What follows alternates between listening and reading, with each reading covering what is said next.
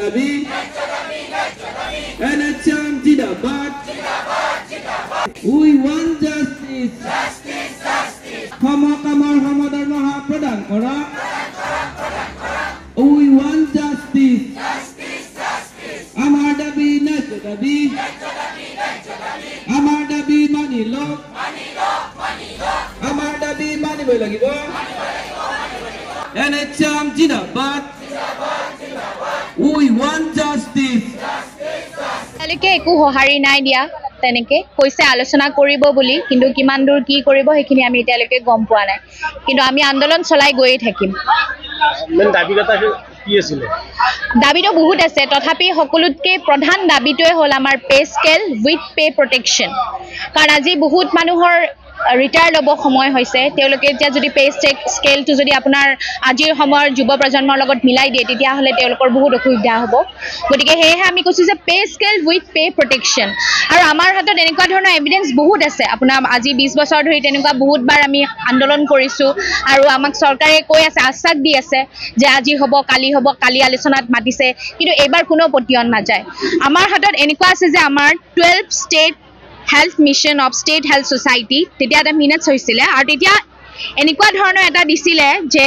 the state health mission discuss about the equivalent pay structure for employees under NHM and other health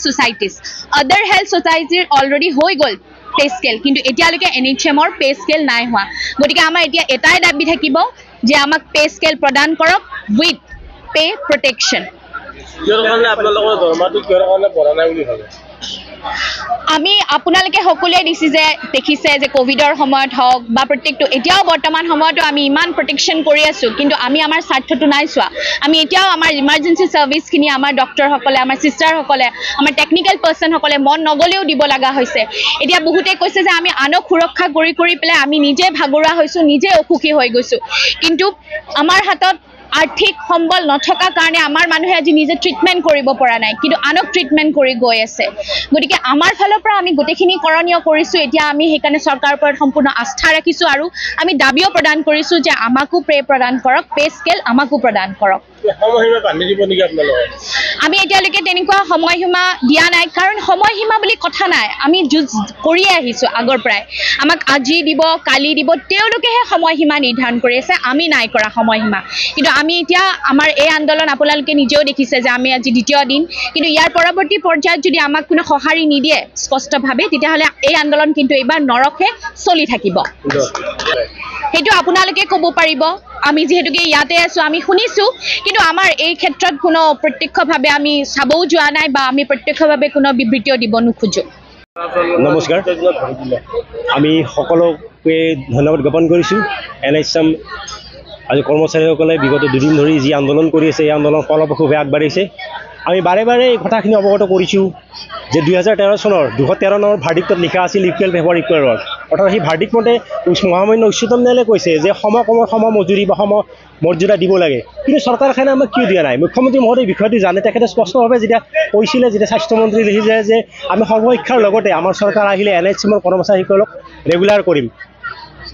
কিন্তু সেই কথাখিনি তেখেতে কিয় ৰখা নাই আমি ভাবি আজি আচৰিত হৈছোঁ দুখ পাইছোঁ আমি ক্ষোভ প্ৰকাশ কৰিছোঁ আমি আচলতে এনেকুৱা ক্ষোভিত হৈছোঁ যে এনেকুৱা দুখ প্ৰকাশ কৰিছোঁ যে আমি কাম কৰিব নোৱাৰা হৈ গৈছোঁ আমি গতিশীলতা হেৰাই গৈছে আমাৰ জীৱনৰ ছন্দ হেৰাই গৈছে কাৰণ আমি কিছুমানে আজি ৰিটায়াৰ হ'ব কিছুমানে হয়তো চাকৰি কালতে তেওঁলোকৰ মৃত্যু হ'ল কি পালে সেই দুখ অনুভৱ কৰি আমি হতাশ হৈছোঁ আজি কাম কৰাৰ ইচ্ছা হেৰাই গৈছোঁ তথাপিতো আমি আগুৱাই গৈছোঁ নেশ্যনেল হেল্থ মিছনক ছাকচেছ কৰাৰ কাৰণে আমাৰ আজি কৰ্মচাৰীসকলে কাম কৰিছে বিগত কোভিড সময়ত আপোনালোকে জানে আমাৰ কৰ্মচাৰীসকলে কেনেদৰে কাম কৰিছিলে চাওকচোন PPE কিট পিন্ধি দিনে ৰাতি কাম কৰিছিলে চিকিৎসকসকলে নাৰ্ছসকলে ফাৰ্মাচিষ্টসকলে তাৰ লগতে মেনেজমেণ্টে কেনেদৰে কষ্ট কৰিছিলে দিনে ৰাতি ঘূৰিছিলে কাম কৰিছে সেই সময়ত সাধাৰণ মানুহে কৰিছিল চাওকচোন সাধাৰণ মানুহ ঘৰত শুই আছিলে ৰেষ্ট লৈ আছিলে আমি তেওঁলোকক সুৰক্ষা দিছোঁ কোনে সুৰক্ষা দিছিলে আমি দিছিলোঁ তথাপিতো মুখ্যমন্ত্ৰী মহোদয়ে কথাখিনি কিয় চিন্তা কৰা নাই আমি আচৰিত হৈছোঁ তেখেত এজন অভিজ্ঞ ব্যক্তি তেখেত ডাইনামিক মুখ্যমন্ত্ৰী দাবী থাকিব আমি আগতে কৈছে আমাৰ মেডামে কৈছে ইকুৱেল পে ফৰ ইকুৱেলক আমাক লাগিব আমাৰ পে প্ৰটেকশ্যন লাগিব কাৰোবাৰ চাকৰি কালত যদি মৃত্যু ঘটে কোনোবা এমপ্লয় তেওঁ এটা কম্পেনচেশ্যন পাবলৈ চৰকাৰে দিব লাগিব আৰু তেওঁ চৰকাৰী সমাহাৰত যেনেকৈ দৰমহা দি আছে সেই দৰমহা আমি দিবলৈ অনুৰোধ জনাইছোঁ মৃত্যুৰ পিছতো। তাৰমানে স্বাস্থ্য বিভাগত সঁচা বিৰূপ প্ৰতিক্ৰিয়াৰ সৃষ্টি হৈছে। কেনেকুৱা হৈছে চাওক, এতিয়া আমাৰ ভেকচিনেশ্যন চাৰ্টিফিকেট লাগে ইউইনো কমপ্লিটলি পেৰালাইজ হৈছে, কাৰণ আমাৰ যিখিনি ৰেগুলাৰ ষ্টাফ আছে সেইখিনি অল ছাইডত তাৰমানে এক্সপাৰ্ট নহয়, বা আছে যদিও মানুহ কম। গতিকে NHMৰ ষ্টাফখিনি যেতিয়া থাকিব তেতিয়া কি হয়,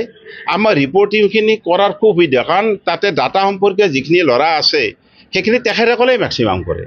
গতিকে আমাৰ অল ছাইডে তাৰমানে কি হৈছে, হেল্থ ছেক্টৰত তাৰমানে অসুবিধা হৈছে। গতিকে মই চৰকাৰক অনুৰোধ কৰোঁ যাতে তেখেতসকলৰ যিখিনি